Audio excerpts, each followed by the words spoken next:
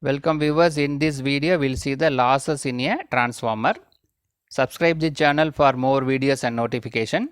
Soft copy of this material available in the drive. Link is given in the description box. Now we will go to the topic, losses in a transformer. The transformer is a static device. There is no rotating part. Like a DC machine is a rotating part is there.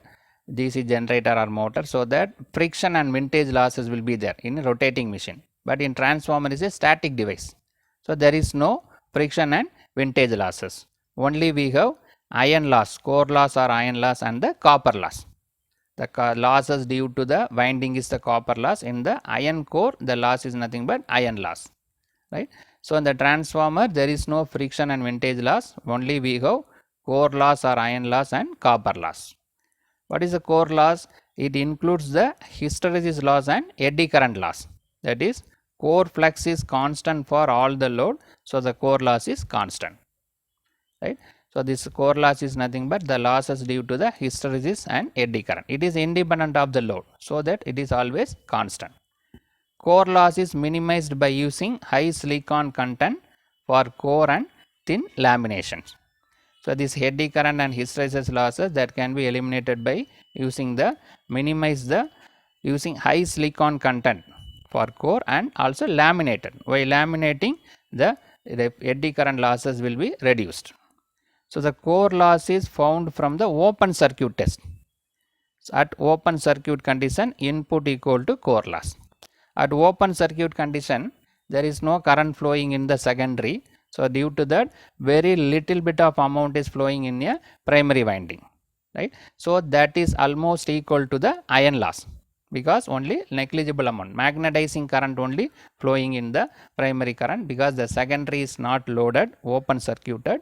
So the current flowing from the primary winding, we assume that it is for core loss. There is no the copper loss. Similarly, we will go to the copper loss.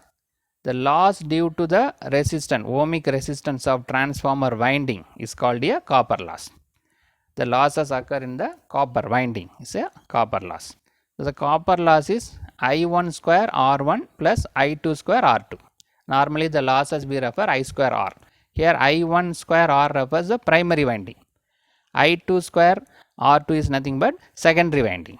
So while we can transfer the all parameter to primary or secondary, accordingly it is I1 square R01. R01 is nothing but the sum of resistance in the primary as well as secondary, referring the primary.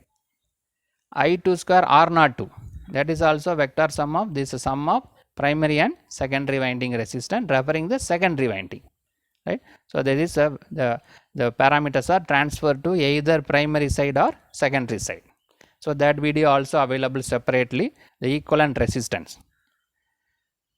Now we will go to the efficiency of the transformer.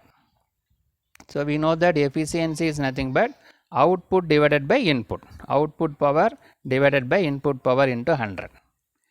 But we can write it as input equal to output plus losses. When the input is given, it will be converted into output, but in between some losses will happen. So in the transformer we have copper loss and iron loss. So that input equal to converted into output plus some amount is loss due to copper and some amount loss due to iron loss. So that input equal to output plus copper loss plus iron loss. So we can write this efficiency as this efficiency equal to output divided by output plus copper loss plus iron loss, right? So in a problem only the output power is given means we can use this formula. Output power and losses are given mean we can use this formula. Similarly, we can express in terms of the input. Output equal to input minus losses. From this equation we can write output equal to input minus losses. So that this efficiency equation can be written as efficiency equal to input minus losses divided by input, right? So based on the data available, we can use either this formula or this formula. If the losses and output is available, we can use this formula. The losses and input power is available, we can use this formula. Now we will go to we can use this formula. Now we will go to the condition for maximum efficiency. So first we will find the copper loss, that is I1 square R01 that is equal to I2 square R02. By referring, this is referring the primary winding, this one referring the secondary winding. The iron loss equal to hysteresis loss plus eddy current loss, WH and WE. The total iron loss is WI. So this is the copper loss and this one iron loss.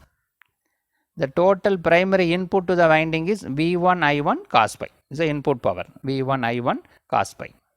We know that efficiency equal to output by input, that can be expressed as input minus losses divided by input, because here input is available and losses also available. So we can use this formula. Now we can substitute the value. Input is nothing but Vi V1 I1 cos pi minus the copper loss I1 square R01 minus iron loss Wi divided by again input V1 I1 cos pi 1. So input minus copper loss minus iron loss divided by input. Now we will split the equation, right? It is written in a splitted. So V1 I1 cos pi 1 divided by V1 I1 cos pi 1 minus I1 square R01 divided by V1 I1 cos pi minus Wi divided by V1 I1 cos pi. So this term got cancelled. This I1 square is there, here I1 is there, one value got cancelled, right? So that this become 1. Here one I square, one term, one value is got, one parameters got cancelled. So I1 R01 divided by V1 cos pi 1 minus Wi divided by V1 I1 cos pi 1. So this is a splitted term. After simplification we got this value. What is the condition for maximum efficiency? This, it is differentiated the above equation and equated to 0, it will give the maximum efficiency. It is differentiated with respect to I1, because when the current increases the losses also increases. Copper loss, iron loss will be constant, but the copper loss will increase, depends upon the current. So that we are differentiating with respect to the current I1. So differentiating the efficiency equation with respect to I1 and equated to 0 will give the maximum efficiency.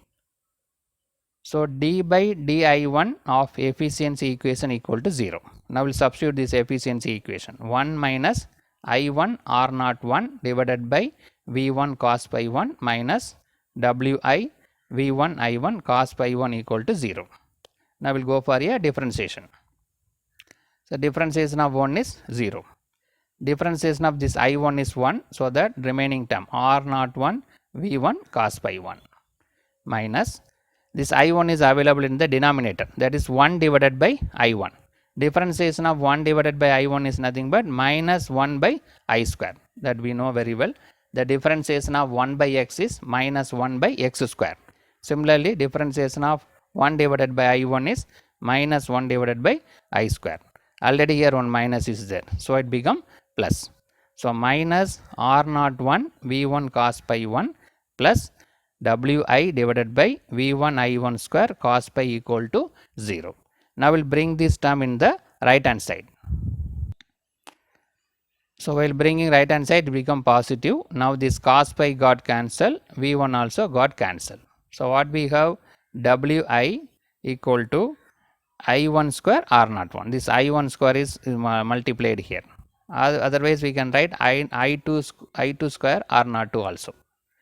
Right. So Wi equal to I1 square into R01. This I1 square is multiplied here. So what is this? Wi is nothing but copper loss, iron loss. This I1 square R10 is nothing but copper loss.